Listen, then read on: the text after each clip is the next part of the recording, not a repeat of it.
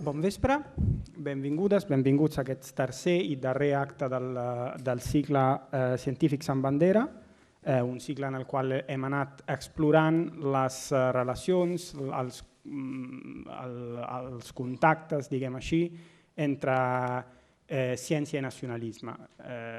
Com tots som ben conscients, diguem-ne, tant a Catalunya com a Espanya hi ha una mica una redefinició del coneixement en tots els àmbits, diguem-ne, en aquest eix d'aquest debat al voltant del nacionalisme i també diguem-ne, tant des del punt de vista del nacionalisme català com de l'espanyol com de les posicions no nacionalistes, i la ciència, diguem-ne, creiem que no es queda al marge, diguem-ne, d'aquestes operacions i hem anat intentant desenvolupant al llarg d'aquest cicle explorant experiències del passat en el qual s'ha produït aquesta intersecció entre ciència i nacionalisme.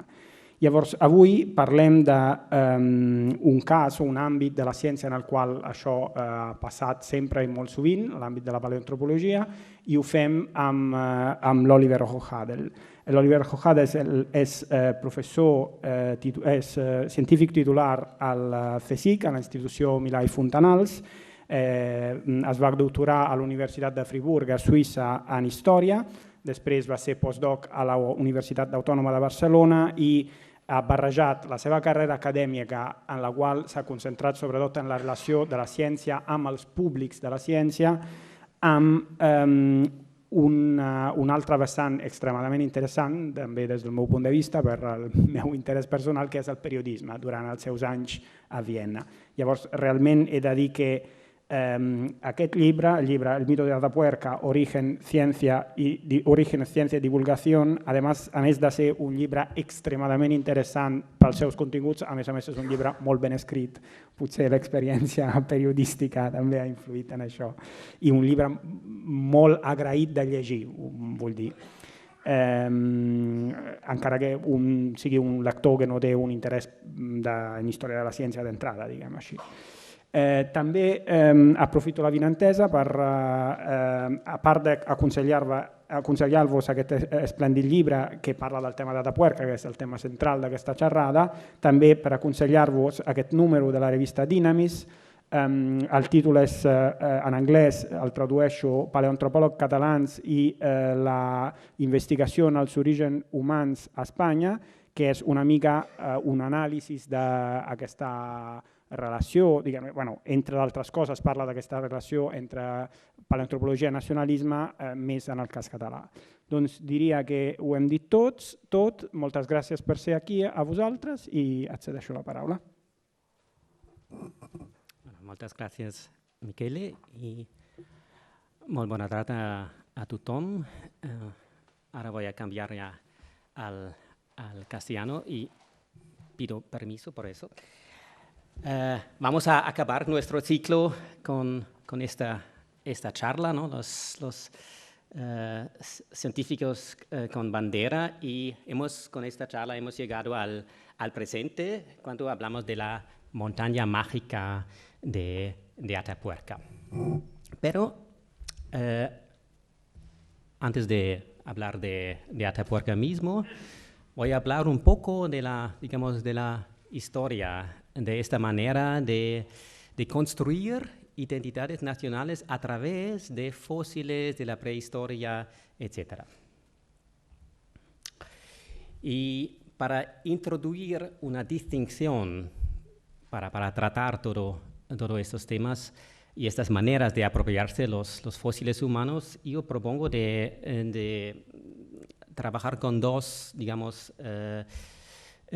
instrumentos distintos. El primero es la continuidad biológica, es decir, la idea que hay un tipo de continuidad con nuestros ancestros en el pasado remoto, ¿vale? Y tenemos que distinguir de esta idea el orgullo de los investigadores en sus descubrimientos de fósiles, herramientas, pinturas rupestres, lo que sea. Eso lo llamo nacionalismo científico, este orgullo en los descubrimientos. Y bueno, para deciros que hay una larga tradición de tratar de fósiles y otros vestigios de la prehistoria en un discurso nacionalista. Podemos escoger cualquier ejemplo, por ejemplo, alrededor de 1900, entre los gran poderes, Alemania, Francia, Inglaterra, ¿quién tiene los más antiguos fósiles, los más importantes? Hubo mucha controversia sobre los neandertales, los cromañones, etc. Hoy en día, por ejemplo, sabemos que nuestra cuña está en África, pero ¿dónde exactamente en África? Y hay países como Kenia, Etiopía, Sudáfrica también, más recientemente el Chad, luchando un poco, pretenden que, la cuna de la humanidad es nuestro país, ¿no?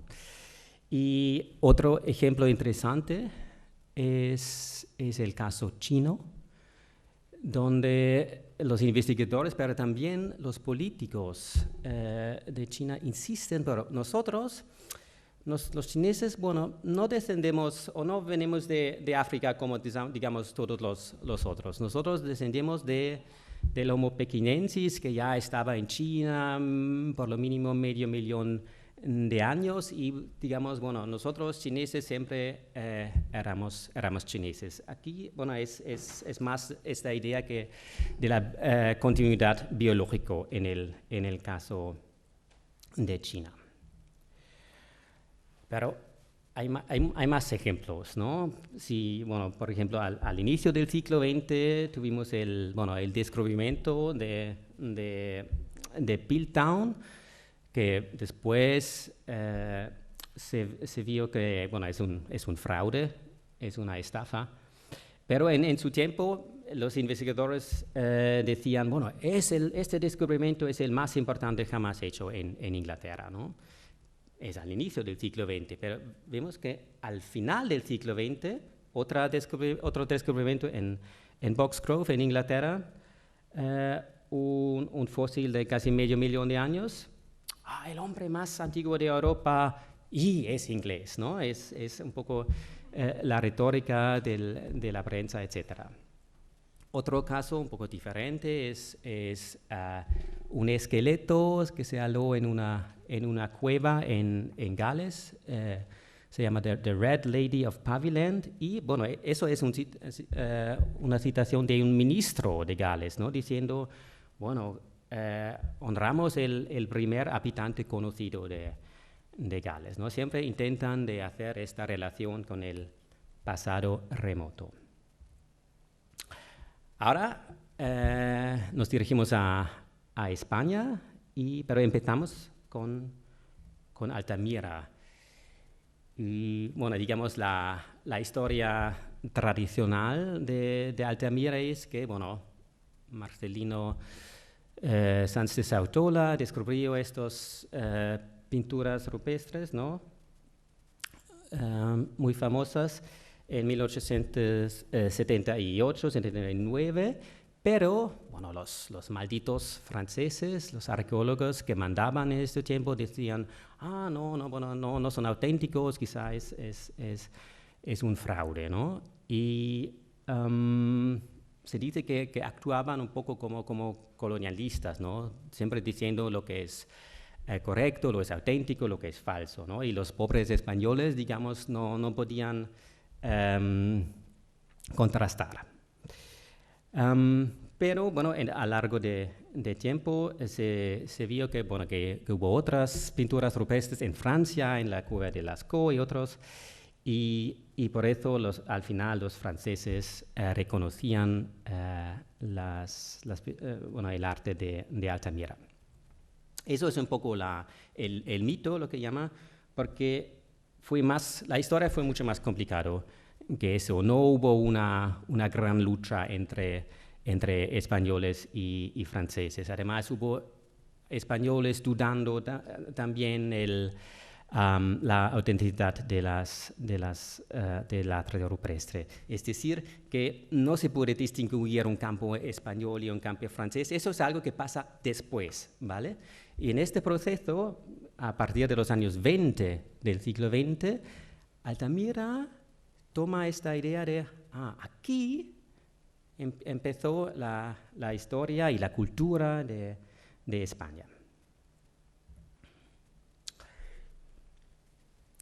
Pero este discurso de la explotación por parte de los extranjeros está ya establecido, y también en el caso de la Dama de Elche es una busta prerromana que los franceses, los malos franceses, se llevaban al Louvre de París al final del siglo XIX. Y bueno, siempre los investigadores españoles, los arqueólogos, diciendo falta respeto para nosotros, para nuestra disciplina. Y bueno, eso tenemos que ver también en un plan más general, que se llama la polémica de la ciencia española, es decir, esta idea que, bueno, aquí en España la ciencia es retrasada, ¿no? Que en otros países, Francia, Inglaterra, Estados Unidos, Alemania, etcétera, los grandes poderes son mucho más avanzados, ¿no? Y yo no digo eso, ¿no? Es la retórica detrás de estos, lo que dicen aquí. Hay que ver que esta polémica contra los extranjeros que explotan nuestros tesoros, etcétera, etcétera, sirven más por dentro, ¿no? Para crear una comunidad científica prehistórica que todavía está en el proceso de profesionalizarse, ¿no? Al inicio del siglo XX. Y esta retórica a los otros que nos explotan, etcétera, ayuda mucho a formar y a aglutinar dar cohesión a esta comunidad. Es un ejemplo de un prehistorio muy importante de la primera mitad del siglo XX, Eduardo Hernández Pacheco, diciendo, bueno, la península en España quedó convertida en campo de operaciones del Instituto de París, realizándose por penetración pacífica al conquista de la España prehistórica para la ciencia francesa. Aquí tenemos, bueno, este presunto colonialismo científico. Pero medio siglo después, si leemos las cartas de Miquel Cruzafont, un paleontólogo catalán, en Sabadell, y eso ya se trata del caso de Atapuerca. Cruzafont intentaba de intervenir, de participar en una excavación en Atapuerca, pero no le dejaban, y hubo una polémica, pero con españoles, ¿no? Pero él dice en esta carta, si interviene yo fue para que no ocurra como ocurre en otros lugares de España, en los que con la connivencia de los españoles se está esperando que aparezca el hombre fósil para que lo estudien los americanos, ¿no? Bueno, digamos, los franceses se han ido y ahora están los americanos. Yo he servido a la ciencia española sin tolerar que se inmiscuyan en ella personas que vienen a ejercer un colonialismo científico que nos denonra. Otra vez, eso es retórica, y él lucha con otro arqueólogo español para obtener acceso al yacimiento, ¿no? Él mismo tenía las mejores relaciones con los americanos, ¿no? Ese nunca se dice directamente a los americanos o a los franceses, ese es siempre algo entre españoles, eso es importante. Ahora vamos a la montaña mágica. Me imagino que ya conocéis bastante bien el yacimiento y sus hallazgos, por eso voy a ahora, correr un poco para muy brevemente destacar los hitos, ¿no? Al inicio del siglo XX hubo un ingeniero inglés que cortó una trinchera para hacer una línea de ferrocarril a través de la sierra de Atapuerca, y por eso tenemos 800 metros de una trinchera, y gracias a esta trinchera se ve unas cuevas rellenados con sedimentos, ¿no? Sedimentos bastante antiguos. Y el proyecto de que hablamos ahora empezó en 1978. Y sobre todo a partir de los años 90, cada verano hubo las excavaciones, ahora con 100, 150 o más personas, estudiantes y investigadores excavando en la Sierra de Atapuerca, que está cerca de Burgos en Castilla y León, como sabéis. Dentro de la sierra hay un sistema extendido de cuevas y la más interesante, la más rica, es la cima de los Huesos, ¿no? Y es un lugar bastante difícil para llegar, es al final de un largo recorrido. Hay un pozo de 13 metros de profundidad para llegar aquí abajo. Y aquí se han hallado más que 6.500 fósiles. Es una cantidad casi inimaginable, ¿no? Entre ellos, los más famosos son el cráneo 5, el llamado Miquelón, hallado en 1992, y unos años más tarde, esta pelvis, esta cadera, llamado Elvis de pelvis. Es muy famoso porque es casi completa.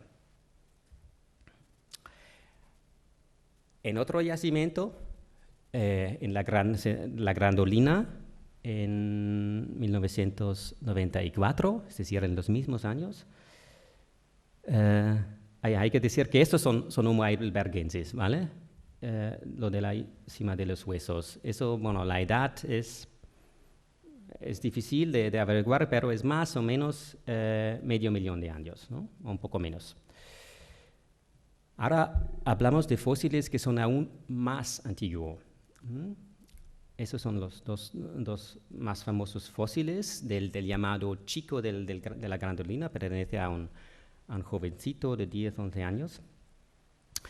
Y tiene más que 800 miles de años. Y hay una reconstrucción de Mauricio Antón, del paleoretista, y quizás, bueno, era así, no se sabe muy bien.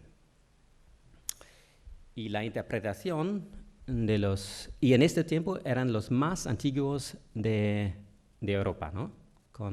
Antes eran medio millón de años y ahora estamos a 800 miles de años, y decían que este Homo antecesor es el ancestro común de la línea que lleva al final a los neandertales y al mismo tiempo al Homo sapiens, a nosotros. Es decir, tiene un punto clave en la filogenia humana.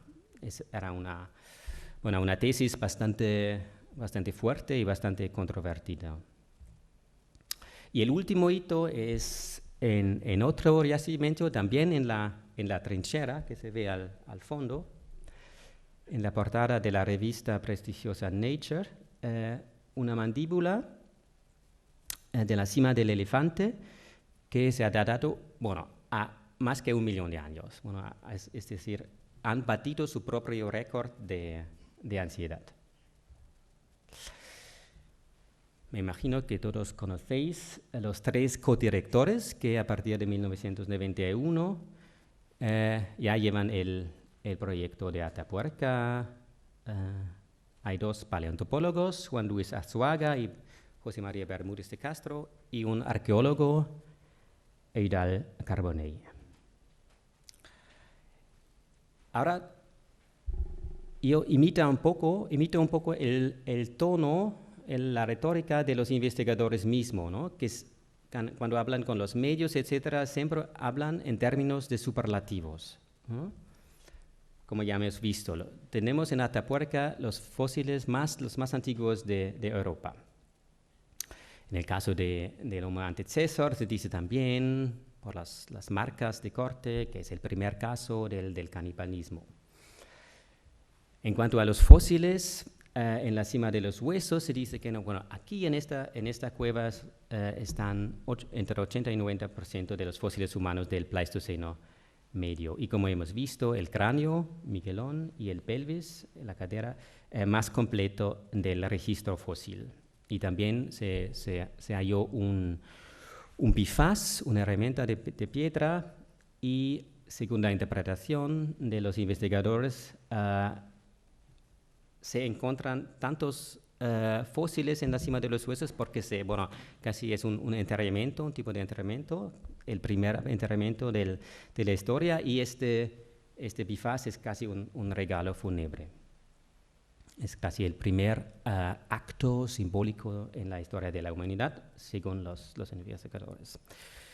El proyecto de Atapuerca también pretende otros superlativos, que es el más grande en la búsqueda de orígenes humanos, con la mayoría de las publicaciones en revistas científicas, más que 650, con el más grande presupuesto, número de investigadores, etc. Se puede imaginar, ¿no? con 200 personas cada verano, y durante el resto del año están trabajando en sus laboratorios, etcétera, con esta masa de fósiles.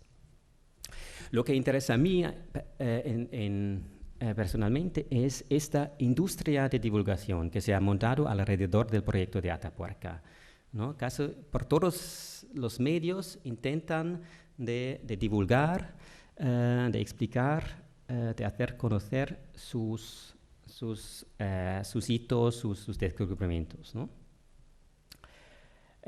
Y vamos por partes, son muy los tres codirectores, y es también el lema, ¿no? del proyecto que se ve aquí al fondo: evolución, investigación, pero también difusión, ¿no? Es una parte integral del proyecto. Y aquí vemos las visitas guiadas en la trinchera, con explicaciones, etcétera, etcétera. Cada año hay muchísimos visitantes. Hay un parque arqueológico al lado donde se puede vivir un poco en la prehistoria, ¿no? Con lanzas y pinturas, y etcétera, etcétera.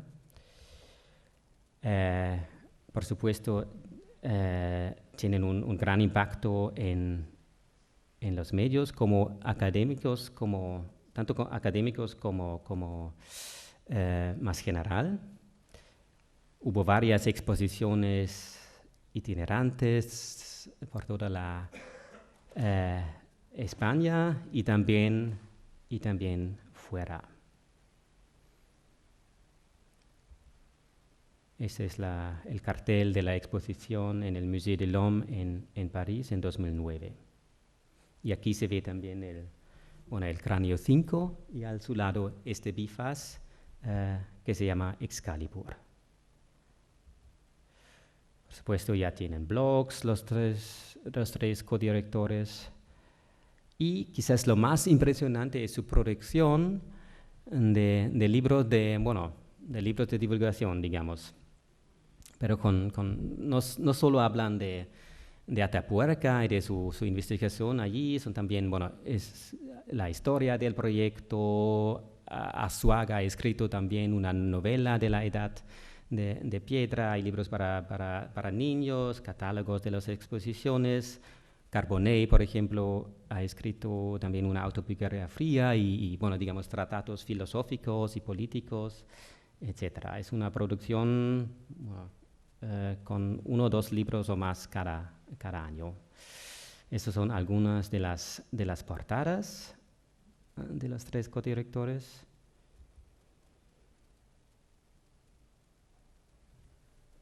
También Arzuaga habla del Darwin o lo que sea. Y la piedra final de este edificio es el Museo de la Evolución Humana, que se inauguró en Burgos en 2010. Es el museo por dentro. y la reina Sofía misma, bueno, quedan pocos días para ella, ¿no? Pero ella inauguró junto con Arzuaga y Carbonell, mirando aquí a Elvis de Pelvis. Y ahora vamos un poco más a la, digamos, a la esfera público más general, al impacto de esta industria de divulgación. Porque, bueno, en mi opinión, todas estas actividades han, bueno, por lo mínimo en el imaginario español, han convertido Atapuerca en el nuevo inicio de la historia de España, lo que antes era Altamira, ¿no? Es un sello del año 2000 y el primer de la serie de la historia de España es, por supuesto, El hombre de Atapuerca, con un tono humorístico, claro, ¿no? Es bromeando, ¿no? Pero se ve también que, por ejemplo, en las exposiciones universales, como en la de Hannover en 2000, en el pabellón español, los fósiles famosos de Atapuerca casi actuaban como embajadores, ¿no? Representan su país al mundo, ¿no? El mismo en 2010 en Shanghái se hablaba del ADN de España cuando se habla de Atapuerca, es la raíz de todo. Y Atapuerca es tan conocido que no hace falta de explicarlo más y se puede utilizar la palabra Atapuerca en otros contextos, ¿no? Juegan al fútbol como en Atapuerca, es decir, con un estilo, bueno, muy anticuado y terrible, ¿no? Es casi un insulto, ¿no? Pero también salen libros populares sobre la historia de España, donde el punto de partida es Atapuerca, ¿no? En este caso hasta el 11 de marzo. Y un libro, bueno, del satírico Moncho Alpuente ya en 2000 ha muy bien entendido este cambio, ¿no? Es un diálogo fictivo entre un príncipe y su educador, y el príncipe dice, en Altamira empieza la historia de España. Fernando dice, no, perdona, pero aunque no suene tan fino ni tan artístico, a mí me han dicho que empezó en Atapuerca, ¿no? La historia de Atapuerca, de España. Es decir, alrededor de 2000 todo eso ya ha cambiado, ¿no? Y ahora no son los artistas de Altamira, pero los caníbales de Atapuerca, ¿no? Creo que hay un tipo de presión, ¿no? Por parte de los medios, de los editoriales, hacia los investigadores de dar, digamos, bueno, una imagen o una narrativa que, bueno, no comparten normalmente los investigadores, ¿no? Es un paleontopólogo inglés, Chris Stringer, pero, bueno, su agente le decía, tú escribes algo sobre paleontología en Gran Bretaña, lo llamamos Homo britannicus, ¿no? Aunque como nombre de especie no tiene sentido, ¿no? El mismo pasó a Emiliano Aguirre, ¿no? Emiliano Aguirre es, digamos, el padre del proyecto de Atapuerca. Él empezó con el proyecto en 1978 y el editorial casi le obligaba de llamar su libro Homo hispánico, ¿no? Que además es una mezcla entre griego y castellano. Es muy raro, ¿no? Pero así los editoriales quieren vender más libros porque piensan que el público entiende mejor, es más llamativo si se llama el libro así. Pero Emiliano Aguirre no quería eso para nada, ¿no? Pero no había remedio. Es decir, este discurso, bueno, en este caso nacionalista, bueno, muchos investigadores no lo comparten, pero hay presión por parte de los medios, de los editoriales. Ahora vamos a mirar la manera en que se ha apropiado fama, la reputación de Atapuerca. Y empezamos con lo que llamamos antes la continuidad biológica, ¿no? Y la apropiación por parte de la derecha. En historia se habla del problema del nacionalismo español, porque después de la transición, el nacionalismo español era, delegitimizado, ¿no? Porque nadie, exagero, ¿no? Pero nadie quería ser muy, muy nacionalista desde la dictadura. Pero se dice que, sobre todo durante el gobierno de Aznar, el discurso político se ha reespañolizado, ¿no? Y en este discurso, de Aznar y del PP y esta parte de derecha del espectro político, utilizan lo que siempre han utilizado, ¿no? Por eso hablo del nacionalismo clásico, ¿no? Que la unidad del territorio y de la historia de España que da unidad o coherencia a la nación. Y en este caso se usa también, como vamos a ver, lo que llama la historia profunda, ¿no? Que es la prehistoria. Por supuesto, todos los políticos van a Atapuerca, ¿no? Por supuesto también Aznar. Y hay una broma en los círculos de los investigadores que en una portada de un libro sobre la historia del proyecto hay un homínido y supuestamente es Aznar. No sé si es así. Pero es significativo que a partir de estos años 2000,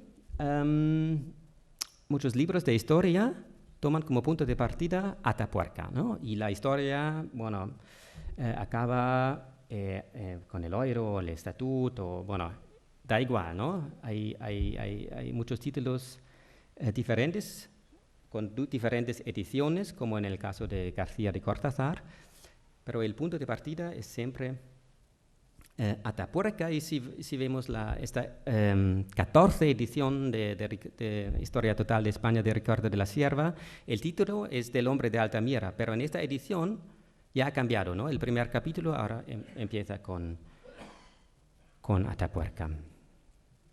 Y he mirado un poco, digamos, el perfil ideológico de estos historiadores, periodistas, etcétera, y es muy obvio que son de la parte derecha del espectro político, pero con matices, ¿no? García de Cortázar es bastante respetado, es un historiador bueno. Mientras tanto, los otros son más al margen, ¿no? Ya son un poco de la derecha extrema, Campani, Ricardo de la Sierva y Federico Jiménez Los Santos. Y de maneras diferentes, pero siempre juegan o aludan a esta continuidad biológica, ¿no? La idea que la historia de España se alarga hacia atrás, ¿no? Hacia casi 1 millón de años. Pasamos a una otra manera de apropiarse del éxito de Atapuerca, lo que llamamos antes nacionalismo científico. Y eso yo lo he encontrado sobre todo en los medios de comunicación, ¿no? Donde se hablaba mucho de Atapuerca, pero de manera muy diferente a estos historiadores que hemos visto antes. Aquí, Atapuerca representa, digamos, una España moderna, ¿no? Que con esos éxitos han casi superado este complejo de inferioridad de lo que hablamos antes, ¿no? La polémica sobre la ciencia española, el retraso de la ciencia, etcétera, etcétera. Con este proyecto tan prestigioso se puede hacer país, ¿no? O fer país, mejor en catalán, a través de la ciencia.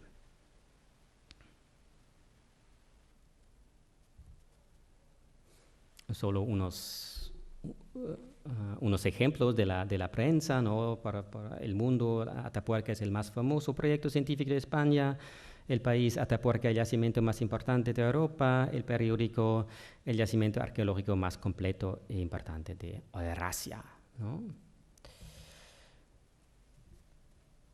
Ahora veremos más en detalle cómo se ven los investigadores mismos, ¿no? Hemos hablado de los historiadores, de la prensa, pero cómo Azuaga, Bermúdez de Castro, Carbonell, etcétera, ven a sus mismos y digamos, su misión, ¿no? con este proyecto. Para ellos el proyecto, bueno, significa y representa, bueno, modernidad, como hemos visto en los medios, también el progreso social y un cierto, bueno, nacionalismo o patriotismo científico. Y es interesante, ¿no? Que dicen que, bueno, empezamos el mismo año que la Constitución, ¿no? Es decir, bueno, encajamos en esta historia moderna de España, es decir, no tenemos nada que ver con lo que era antes, ¿no? Y un investigador incluso me habló del proyecto como hija de la transición, porque un proyecto así antes no hubiera sido posible, ¿no? En el franquismo. Siempre los investigadores son muy orgullosos que en Atapuerca se forman muchos bueno, estudiantes, doctorantes, etcétera. Es casi una cantera, ¿no? Y casi nunca los investigadores hablan del primer español o algo así, ¿no? Eso no sale. Ellos siempre hablan del primer europeo, como antecesor, por ejemplo, y intentan un poco un discurso, digamos, universal, ¿no? Pero al mismo tiempo, si miramos a los títulos de sus libros o de un artículo en el país, siempre hay el nuestro, ¿no? El nuestros antecesores, ¿no? Nuestros orígenes, las raíces de nuestra historia, ¿no?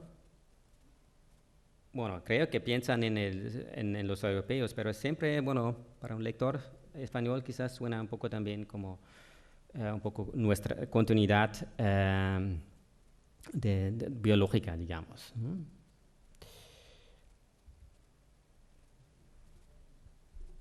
Son muy orgullosos los investigadores como que bien funciona el proyecto, y Azuaga y Nacho Martínez, por ejemplo, dicen: hoy en día el equipo que excava en los yacimientos de la Sierra de Atapuerca está formado por más que 100 personas llegadas de los 4 puntos cardinales de nuestro país y también de otros países.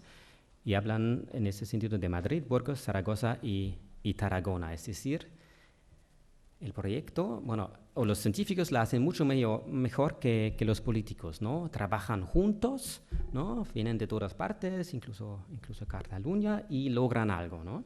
Es un modelo casi para seguir, ¿no? Y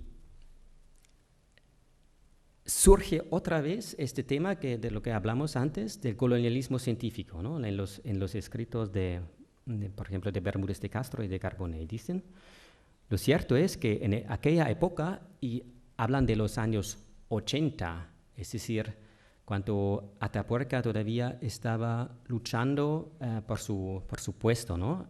Todavía no estaba tan reconocido. El estudio de los pocos yacimientos españoles por predecesores franceses o americanos era lo habitual, y no había ningún respeto por nuestro patrimonio, ¿no? Aquí sale este patriotismo científico, ¿no? Afortunadamente las cosas han cambiado mucho 20 años después, y nos alegramos de haber contribuido a ese cambio.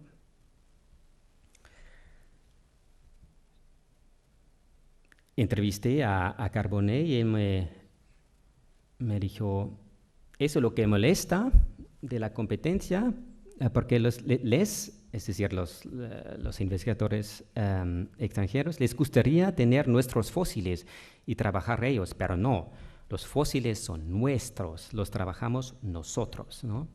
Dice Carbonell. El 95% de la producción es nacional, es decir, español, ¿no?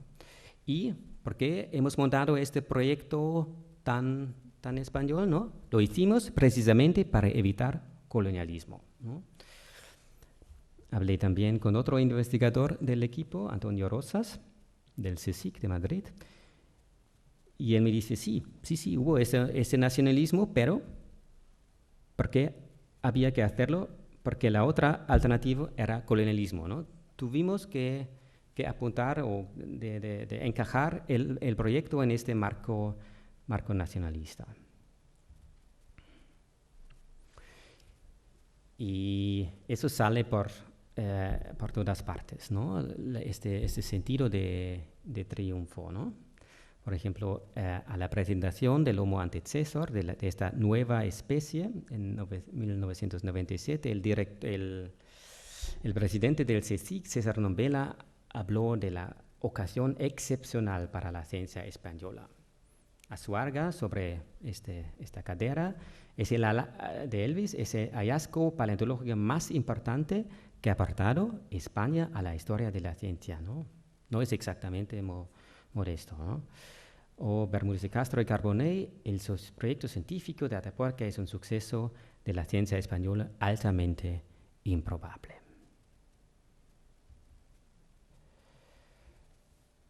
Hay que decir que estos tres codirectores no son los mismos, ¿no? Tienen perfiles diferentes, actúan de manera diferente y, bueno, conocéis todos a Eudald Carbonell, que es un caso complicado. No voy a profundizar en él ahora porque es complicado. Pero es interesante de ver que él pretende a la vez de ser muchísimas cosas, ¿no? Como hemos visto, aposta mucho para defender la ciencia española frente a los extranjeros, pero también es catalanista, interdependentista, no es un error ortográfico, ¿no? Está apuntado a esta idea de la interdependencia de los pueblos, ¿no? Tiene su propia teoría política.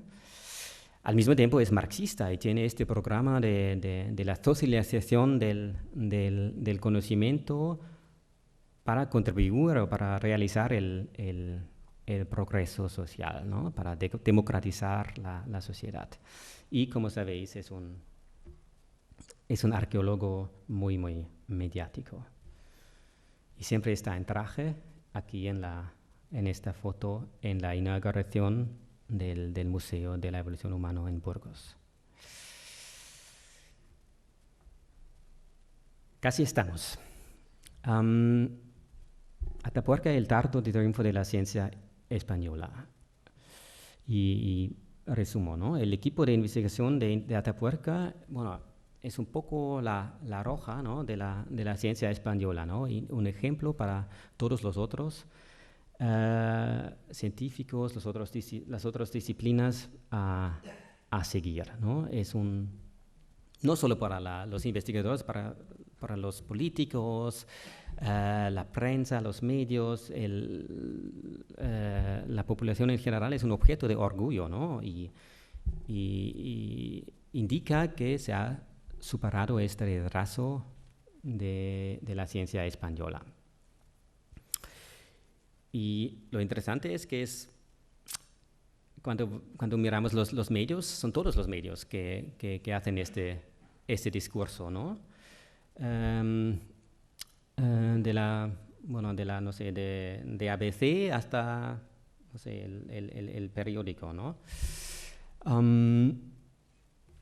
Hemos visto que, y ese es el discurso del nacionalismo científico, ¿no?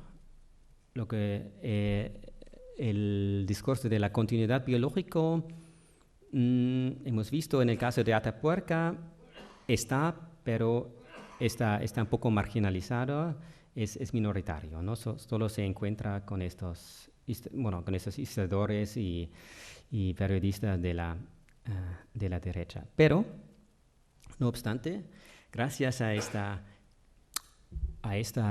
industria de divulgación, a esta simbiosis entre el equipo de investigación y los medios, pero también los políticos, la cultura, la política cultural, etcétera, etcétera. Atapuerca se ha convertido en el nuevo inicio de la historia de España. Y para acabar, pero sin comentar, un dibujo de Eneco que apareció en 20 minutos en 2008. Historia de España, ¿no? Y aquí se ve que, bueno, obviamente las víctimas del franquismo todavía están enterradas en el suelo, en las fosas. Mientras tanto, los fósiles de Atapuerca, que están mucho más por debajo, ¿no? En el tiempo, digamos,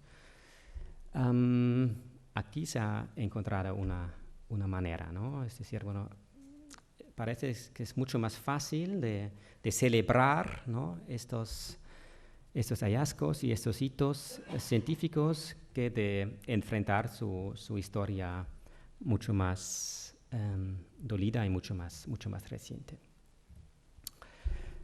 Acabo con este último diapositivo, lo que llaman los límites del nacionalismo científico, porque lo que veían los investigadores y también, digamos, los políticos en Burgos y en Castilla y León es que, bueno, todo es muy, muy bueno, pero tenemos que internacionalizar el proyecto,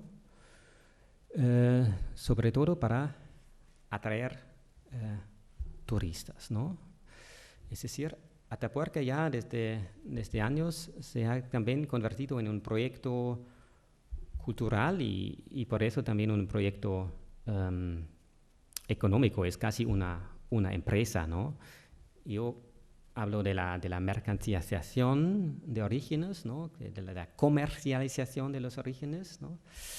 Y digamos, el ejemplo más claro es el Museo de la Evolución Humana, que costó 70 millones de euros, una gran inversión, sobre todo por parte de la Junta de Castilla y León, ¿no? Y muy conscientemente se llama Museo de Evolución Humana y no Museo de Atapuerca o algo así, ¿no? Quiere ser universal, ¿no? No quiere ser español o burgalés, no, universal, ¿no? Humana. Y hay un otro ejemplo, es este bifaz, esta herramienta que muy conscientemente no se ha bautizado Tizona, ¿no? la espada del Cid, que está en Burgos y donde hay una gran estatua al frente del museo, ¿no? Se llama Excalibur, ¿no? Que es la espada de un rey mítico británico, ¿no? Y que tiene que ver con Atapuerca, pero para la proyección internacional del proyecto se pensaba que sería imprescindible de tomar este nombre. Y eso es lo que llamo un poco el problema de la burbuja nacional. El marco en que se expone y divulga el proyecto es dentro de este nacionalismo científico, del orgullo de haber logrado todo eso, pero eso pone problemas, ¿no? ¿Cuántos se intenta de vender este proyecto hacia afuera, ¿no? Hay que cambiar un poco el tono, ¿no? Para europeo, internacional, universal, para ofrecer puntos de identificación, no solo para los españoles, pero también para la gente de fuera.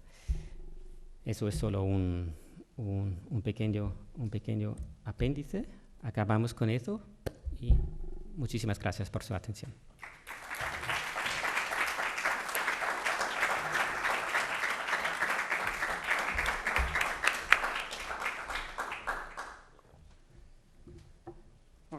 Moltes gràcies i obriria directament a les preguntes, si en teniu. Si no, començo jo.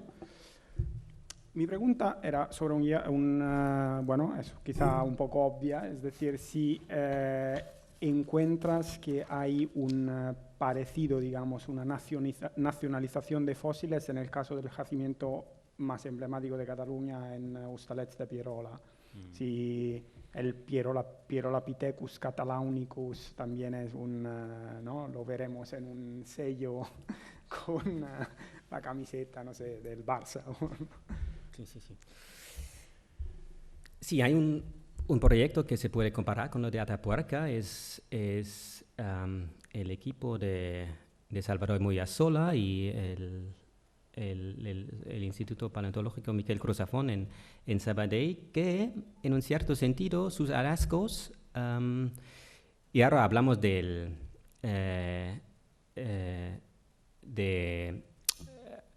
hallazgos mucho más antiguos, ¿no? Hablamos de 10, 11, 12 millones de años, pero son primates, pero de importancia casi, al mismo nivel, ¿no? Moyasola y sus colegas también han publicado en Nature y en Science, etcétera, ¿no? Y lo interesante es, hay quizás tres hallazgos importantes, y los nombres que se daban eran Pau, Yuk y el primero era Jordi, ¿no? Hablamos del final, mediados de años 90 y ahora, la primera década del siglo XXI, ¿no? Lo interesante es que, por ejemplo, en el caso de Pau, eso fue hablado en 2002, el nombre venía de los periodistas, o era una propuesta de los periodistas de La Vanguardia, ¿no? Porque, Salvador Moyasola estaba pensando, ¿cómo vamos a...? Este nombre popular, digamos, ¿no? Que siempre llevan los fósiles. ¿Cómo vamos a llamar el fósil? Y como también hay un poco de simbiosis entre los periodistas científicos catalanes con el equipo de Moyasola, propusieron, Pau. Y eso era en marzo de 2004, ¿no? Cuando donde estamos en plena guerra de Irak, ¿no? Y hubo muchas manifestaciones en la calle, etcétera, etcétera. Y eso era casi un punto pacifista de los investigadores, ¿no? Para subrayar, aquí en Cataluña somos pacifistas, y es un tipo uso político, ¿no? de los fósiles. Pero en general hay que decir que hay una diferencia clave, ¿no? Y es que Salvador Moyasola y su equipo no se han apuntado de la misma manera a la divulgación como lo de Atapuerca, ¿no? Hubieran hecho, ¿no? Hubiera sido posible de hacerlo con la importancia de los hallazgos, pero no lo han hecho, ¿no? O no de la misma manera. Salvador Moyasola ha publicado 1 o 2 libros, pero más sobre no solo los monos del Plioceno, pero sobre las cabras de Mallorca, ¿no? Y siempre le entrevisté, me dice, ya lo sé, que tengo que divulgar más, pero me prefiero de investigar más, ¿no? Tengo otro trabajo, me falta tiempo, lo siento, ¿no? Él me dice también, por supuesto, hay mucha presión por parte de la política, de la Diputación de Barcelona, etcétera, etcétera, son razones para ser orgulloso, ¿no? De que se ha hallado estos fósiles en Cataluña, y además, Salvador Moyasola políticamente es bastante catalanista, pero a él no le gusta de jugar este juego político con la divulgación y todo eso. Siempre se habla de un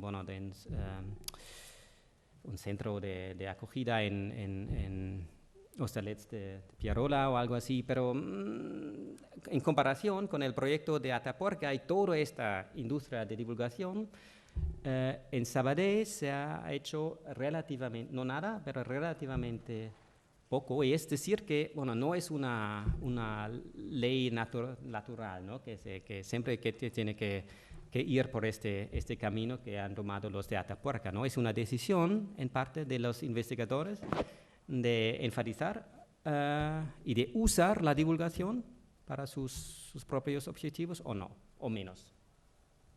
Muy bien. Una pregunta aquí. ¿Estaba avanzado el señor? Sí, después.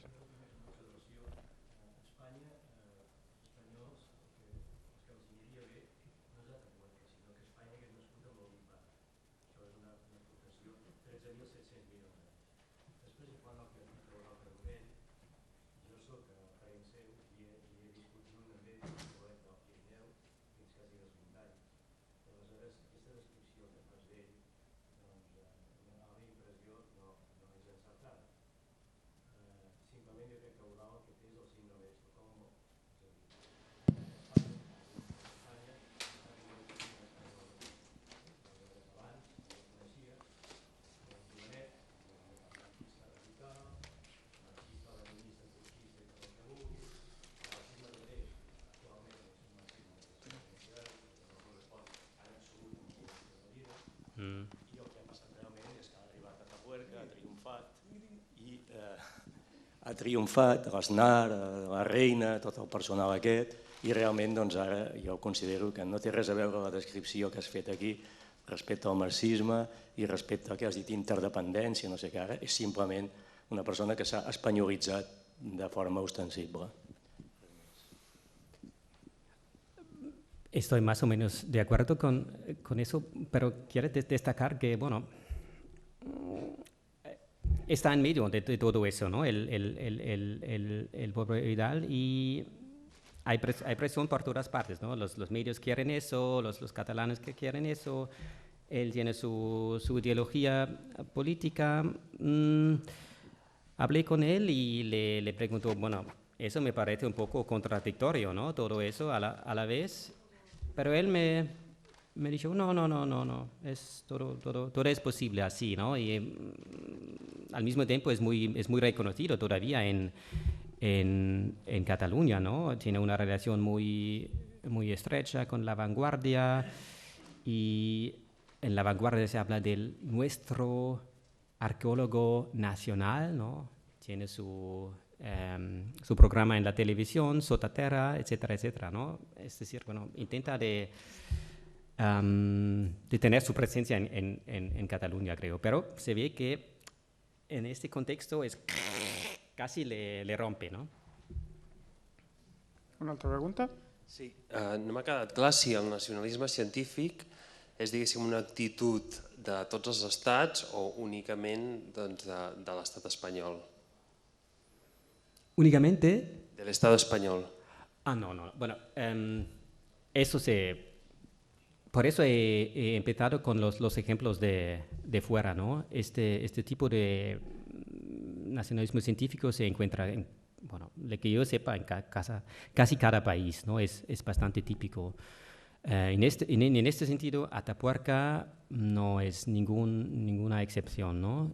Solo que, digamos, la dimensión de Atapuerca, ¿no? Con esta industria de divulgación, eso es un poco, y la importancia, la trascendencia que tiene hoy es un poco excepcional. Eso no se, en otros países de esta dimensión es difícil de encontrar algo semejante. ¿Más preguntas?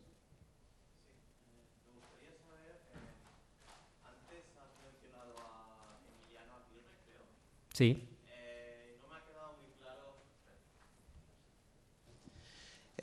No me ha quedado muy claro si era el fundador de Atapuerca, si estaba antes que Carbonet y todos los otros, y me gustaría saber eso primero, qué rol exactamente hacía, que no me ha quedado muy claro, y qué relación tiene con los otros, que no sé si han continuado o no sé si están juntos todavía, y en caso que no, si está de acuerdo con lo que ha sido después Atapuerca. Bueno, los tres codirectores actuales son los discípulos de Aguirre, ¿no? Aguirre es el fundador del proyecto. La primera excavación es de 1978 y Aguirre era el director en los 13 primeros años, ¿no? 13 o 14. Y después se jubiló. Es bastante mayor, ¿no? Aguirre es casi tiene 90 años. La decisión era de seguir con 3 codirectores que en su época eran todavía bastante jóvenes, ¿no? Que tenían menos que 40 años. Y creo que la relación en general es buena, pero, por ejemplo, Aguirre no comparte algunas de las interpretaciones de sus discípulos, por ejemplo, en cuanto a la interpretación de la posición en la filogenia de Homo antecesor, ¿no? Aguirre no se cree eso. Y por eso he mostrado la portada de su libro. Él es mucho menos dispuesto a abonarse a este colonialismo científico. Citaciones como lo de Carbonet y de Azuaga, de Aguirre no hay. Es difícil de imaginar. Entrevisté también a él y él se habla de sí mismo como ciudadano del mundo y por eso le molestaba tanto este título, ¿no? Por eso es menos divulgador en este marco, bueno, digamos, nacionalista como sus discípulos. Es la gran diferencia. Una pregunta ya. Hola, yo ya te he contado esto, Oliver, antes, pero cuando conocí este verano a Arzuaga y Carbonell y les pregunté por estas cosas, me dijeron que ellos no eran nacionalistas españoles porque uno es catalán y el otro es vasco.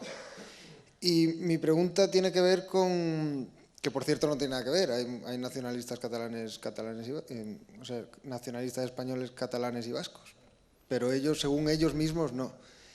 Mi pregunta es, por el grado de evidencia detrás de estas tesis, porque efectivamente hay algunos historiadores que han retrotraído el ciudadano español a Atapuerca, hay algunas revistas, hay algunos editoriales que han dicho esto, hay algunas revistas que han enfatizado el hecho de que Burgos está en España, etcétera, pero también hay otras revistas, seguramente más, que han hablado del primer europeo, tanto españolas como extranjeras. Nature, que tampoco tiene, o sea, no tiene más sentido decir primero europeo que primer español o primer burgalés, porque estos son categorías políticas muy posteriores a la escala antropológica de la que se está hablando, con lo cual es igualmente ideológico decir primer europeo que decir español. Y luego hay muchísimos más libros de historia de España que no mencionan a Atapuerca que libros de historia de España que mencionen a Atapuerca, desde el 2000 hasta ahora. Muchísimos más. Y tenía otro ejemplo que estoy olvidando ahora. Pero bueno, la pregunta básica es esa. Toda esta evidencia que muestras... Bueno, sí, la otra cosa es que hay muchísimos más libros sobre la guerra civil que sobre Atapuerca, obviamente. Muchísimos más, pero vamos, estamos hablando de 100 a 1. Entonces, esta evidencia que muestras me parece que en muchos casos podría ser contrapuesta a otra evidencia que no sé entonces si se mantiene la tesis igualmente o no, digamos. Muchas gracias. Bueno, para empezar, hay que siempre distinguir el discurso en las revistas científicas como Nature, Science, etcétera, y el discurso en la prensa, en la esfera pública, digamos. Es lógico que en las revistas científicas nunca se habla de algo como el primer español, el primer catalán, es inimaginable, ¿no? Cuando hablamos de tiempos remotos. Eso es algo exclusivamente para la esfera pública. Pero aquí es bastante evidente, es bastante presente. hay estos historiadores de la derecha que juegan con la idea de la biología, de la continuidad biológica, pero muchas veces es más una broma, ¿no? Es una alusión, no sé, pero no, creo que es importante como historiadores que no descartamos, ¿no? Estas alusiones y el humor. El humor significa algo, ¿no? Y se entiende que, bueno, Atapuerca es muy antiguo, por eso, ¿no? Es muy antiguo, se puede utilizar como metáfora para el inicio de esta obra, aunque casi cada uno sabe que no es literalmente así, ¿no? Porque esa continuidad biológica no existe ni para lejos. Sí, el uso de europeo, claro, no es inocente tampoco, ¿no? Quizás suena un poco más simpático, pero también es ideológico para, por ejemplo, lo que hacen los de Atapuerca, presentar su proyecto al nivel mundial y vender. Es un poco el tema de la internacionalización, ¿no? que intentan, como en el primer europeo, podemos poner España en la mapa del mundo de la paleontología, bueno, sin ser nacionalistas en este sentido, pero como buenos europeos. Sí, me imagino que Assuaga y Carbonet no les gusta demasiado si les llamas nacionalistas. No creo que son nacionalistas en un sentido clásico, pero creo que utilizan, y eso creo he mostrado con las citaciones, de manera muy conscientemente este marco de la nación española, ¿no? Para promover su proyecto, ¿no? Eso lo veo claro, ¿no? Porque el retraso de la ciencia española, el colonialismo científico, eso mencionan siempre, ¿no? Y el orgullo de haber encontrado esos fósiles, la cantera de España, de la prehistoria en Atapuerca. Entonces creo que lo del nacionalismo científico, bueno, tampoco no lo entiendo como insulto o algo, ¿no? A lo mejor es algo legítimo, ¿no? Como hemos visto en una de las citaciones, había que hacerlo, ¿no? Había que hacer nacionalista, ¿no? Para luchar contra los franceses, porque si no, nunca hubiéramos logrado todo eso, ¿no? Entonces, quizás se entiende mal, no es una crítica de mi parte, ¿no? Es un análisis, una observación que usan este marco nacionalista para promover sus proyectos y también sus interpretaciones. Y claro, tienes razón que la gran mayoría de los libros sobre la historia de España no empieza con Atapuerca, pero creo que es significativo que los que empiezan con Atapuerca son esos autores de la derecha. Eso es creo, un hecho interesante en sí mismo. Obviamente, el tema de la guerra civil es muchísimo más importante que el tema de Atapuerca. Mi punto, y es el punto de Eneco, era solo que, bueno, lo de Atapuerca es un tema resuelto, no controvertido.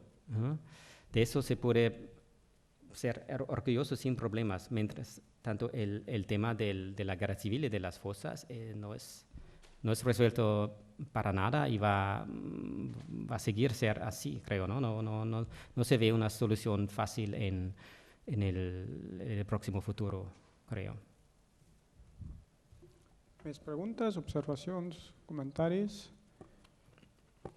No. Vale. Doncs, si no hi ha res més, bueno, recordar-vos que les xerrades anteriors del cicle les podeu trobar, i també aquesta les trobareu al canal YouTube de l'Ateneu.